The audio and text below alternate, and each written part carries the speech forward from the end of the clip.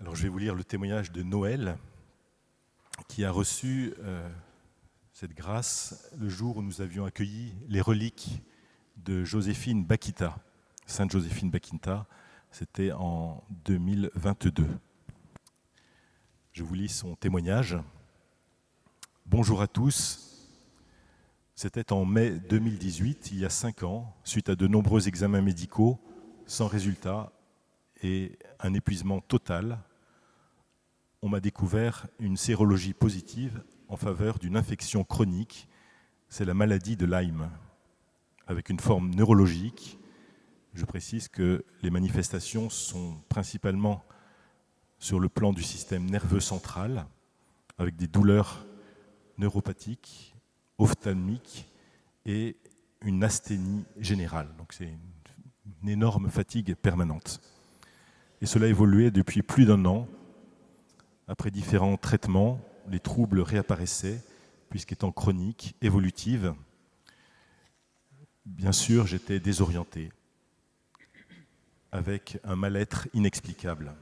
J'avais besoin d'être accompagné à chaque rendez-vous médical ou administratif, et cela me conduisait aussi à refuser toutes les propositions de sortie, puisque le mal-être était imprévisible et les douleurs partout.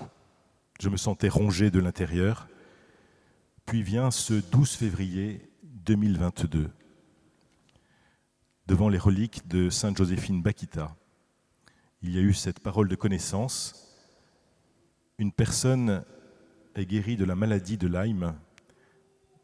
Elle est spécialement fatiguée. Elle va retrouver la joie de ne plus être épuisée. Je n'ai pas eu le temps de remercier Jésus pour cette personne visitée par la même maladie que moi, je pensais, car immédiatement, je me suis senti enveloppé d'un bien-être inexplicable, une paix, une joie, une puissance d'amour ont envahi tout mon être. Et cette personne guérie, c'était moi. C'était incontrôlable, mais tellement doux et fort. Et cette joie qui ne me quittait pas.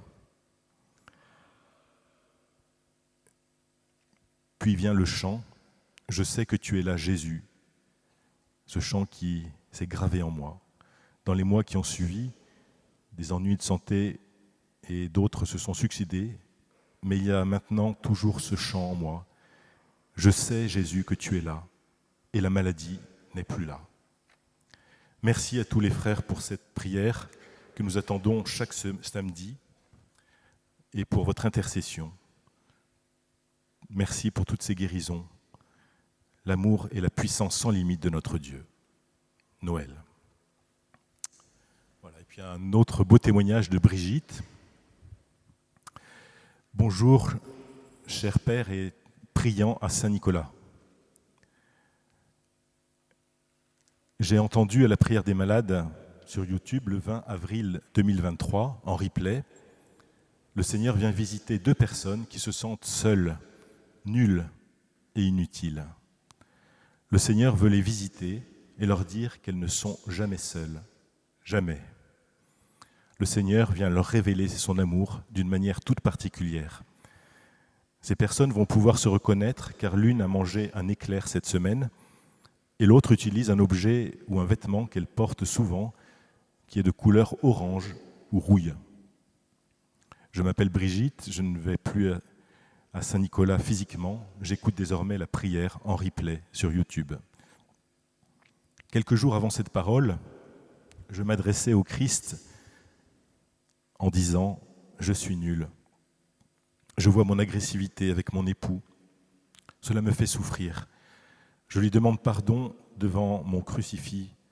Plus tard, je dis au Seigneur combien je me sens seul, mais que cela n'a rien à voir avec l'éloignement de mes enfants qui vivent à l'étranger. C'est autre chose que je n'arrive pas à définir. Enfin, alors que je suis sollicité après une messe pour être le binôme pour faire une prière des frères, que j'ai l'habitude de recevoir mais pas d'offrir, j'ai accepté de prier pour une personne dans l'urgence d'une aide. Aussitôt après, j'ai senti dans mon cœur le désir de me confesser. La première parole du prêtre fut la suivante. C'est Brigitte qui parle, pardon. « Mon Dieu, je te rends grâce, Seigneur, je pensais que j'étais inutile. » Cette semaine d'avril, tout allait de travers. Sécheresse spirituelle, sentiment d'abandon. Où est le Seigneur? M'aime-t-il encore, alors que je me comporte si mal? Le dimanche soir, moi qui me couche super tard, je monte me coucher à 20h, mais en passant devant le vestibule, j'ai soudain envie de prendre mon écharpe orange. J'en suis étonné, je me dis intérieurement que je n'ai pas besoin de cette écharpe pour aller dormir, c'est ridicule, mais je me dis tout haut, bon, je la garde. Je vais me coucher en la mettant autour de mon cou, puis je me dis, il est très tôt, jamais je ne m'endormirai, je vais écouter la prière des malades du jeudi précédent. Là, j'entends la jeune femme donner la parole de connaissance citée plus haut. Dans un premier temps, je me dis, c'est fou Seigneur, je t'ai dit que je me sentais nul, seul et inutile. Mais bon, je n'ai rien dans mes vêtements d'orange et encore moins de rouille. Ce n'est hélas pas pour moi. Mais sceptique, je réécoute 3 fois la parole pour m'apercevoir que j'ai la main posée sur mon écharpe orange autour du cou. Et là, je comprends et je retiens la seule parole qui est pour moi. Le Seigneur est toujours là. Je me dis alors, si cette parole est pour moi, comment vas-tu te manifester d'une manière particulière? Et là, je réalise que le même dimanche, à 11h le matin, alors que je participais à la messe, le credo à peine entamé, j'ai senti au plus profond de mon âme, premièrement, comment nous négligeons le Seigneur, et deuxièmement, combien il nous aimait profondément. Je me suis senti tellement aimé que des torrents de larmes ont coulé pendant tout le credo, alors que je me disposais que d'un seul petit mouchoir que j'ai trempé. Une fois ces larmes épuisées, j'ai demandé au Seigneur que cela ne se voie pas. J'étais dans une grande joie, une grande louange, ensuite tout au long de la messe.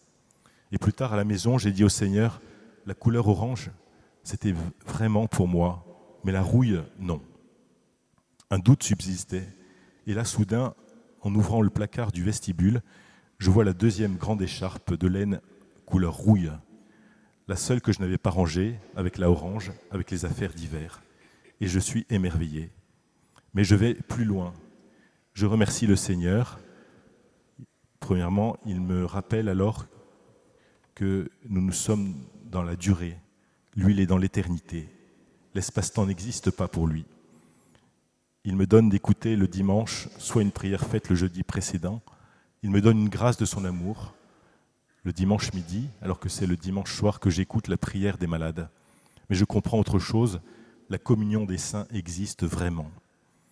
En effet, lorsque j'étais si mal avant tout cela, j'avais sollicité une paroissienne que j'aimais, car tout son être respirait Dieu. Elle est décédée il y a 5 ans, dans la communion des saints. Je lui ai demandé son aide pour assouplir mon caractère. Lorsqu'elle est décédée, sa maman m'a autorisé à venir dans l'appartement où elle habitait. Elle m'a dit « Choisissez ce que vous voulez, qui lui appartenait ». J'ai alors choisi 2 choses qu'elle portait souvent, une écharpe orange et une rouille. Merci, merci Seigneur. Voilà. Merci Seigneur pour ces témoignages, merci pour ce que tu fais dans nos vies. Et voilà, nous allons t'accueillir maintenant, tu vas encore faire des merveilles.